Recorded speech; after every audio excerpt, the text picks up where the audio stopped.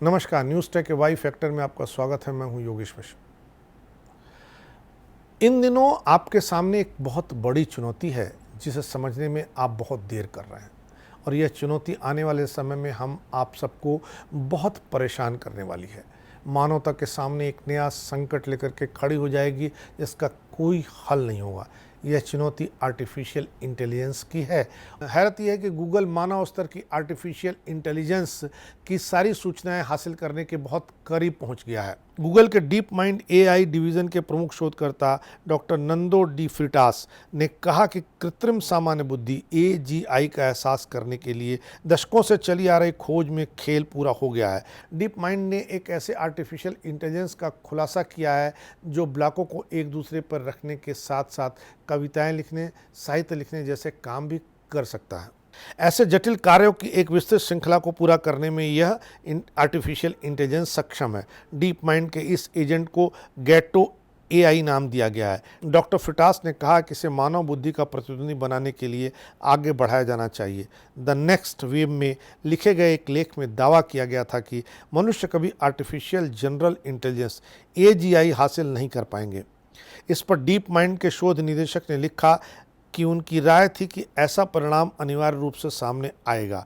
उन्होंने ट्विटर पर लिखा, यह सब अब पैमाने के बारे में है, the game is over. AI के अग्रणी शोधकर्ताओं ने चुनौती दी है कि एजीआई आने के बाद मानवता के अस्तित्व पर चुनौती भी खड़ी हो सकती है। मानवता का अस्तित्व तबाह भी हो सकता है। ऑक्सफोर्ड विश्वविद्यालय के प्रोफेसर निक बोस्ट्रोम ने अनुमान लगाया है कि एक ऐसी प्रणाली जो जैविक बुद्धि से आगे निकल सकती है, वह मनुष्यों के पृथ्वी पर प्रमुख जीवन रूप के रूप में बदल सकती है। एजीआई प्रणाली के बारे में मुख्य चिंता यह है कि वह खुद को पढ़ाने में सक्षम है और मनुष्यों की सोच से आगे निकल सकती है। यह मनुष्यों की तुलना में तेज़ी से होशियार है। ऐसे में इसे बंद करना बहुत मुश्किल होगा। ट्विटर पर एआई शोधकर्ताओं के और सवालों के जवाब देते हुए डॉक्टर फ्रिटास ने कहा कि एजीआई विकसित करते समय सुरक्षा सर्वोपरि है। उन्होंने लिखा, यह शायद हमारे सामने सबसे बड़ी चुनौती है। हर किसी को इसके बारे में सोचना चाहिए। पर्याप्त विविधता का अभाव भी मुझे बहुत चिंतित करता है। गूगल ने 2014 में लंदन स्थित डीप माइंड का अधिग्रहण किया था। गूगल पहले से ही एक ऐसे सिस्टम पर काम कर रहा है जिससे जानकारी की अधिकता के जोखिम को कम किया जा सके। 2016 में सेफली इंटरप्रेटेबल एजेंट्स शीर्षक के एक पेपर में डीप माइंड के शोधकर्ताओं ने उन्नत कृत्रिम बुद्धिमत्ता को शट डाउन कमांड को अनदेखा करने से रोकने के लिए एक रूपरेखा तैयार की है। इस पेपर में लिखा है कि गलत व्यवहार कर रहे रोबोट को नियंत्रित करने के लिए लाल बटन उपयोगी हो सकता है और इससे अपरिवर्तनीय परिणाम हो सकते हैं। यदि ऐसा एजेंट वास्तविक समय में मानव पर्यवेक्षण के तहत काम कर रहा है तो कभी कभी मानव ऑपरेटर के लिए आवश्यक हो सकता है कि एजेंट को हानिकारक क्रियाओं को जारी रखने में रोकने के लिए बड़े लाल बटन दबाएं। गूगल को 2016 में हेल्थ डेटा घोटाले के संबंध में यूके में एक नए क्लास एक्शन मुकदमे का सामना करना पड़ रहा है। यह सामने आया कि उसके डीप माइंड प्रोजेक्ट को 10 लाख से अधिक रोगियों का डेटा दिया गया था। यह डेटा लंदन में रॉयल फ्री एनएचएस ट्रस्ट द्वारा बिना मरीजों की जानकारी या सहमति के दिया गया।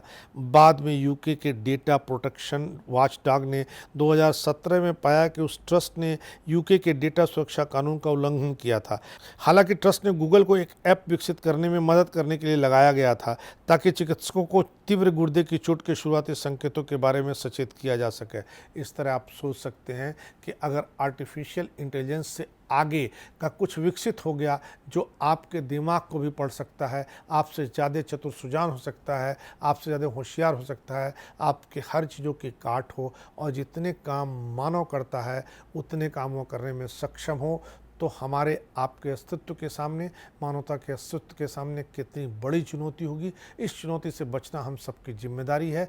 देखना है यह चुनौती हमें कितना परेशान करती है या इस चुनौती को हम सब मिलकर के किस तरह पराजित करते हैं। इस बार इतना ही। अगली बार फिर मिलेंगे किसी नए सवाल पर नए ढंग से बात करने के लिए। तब तक के लिए नमस्कार।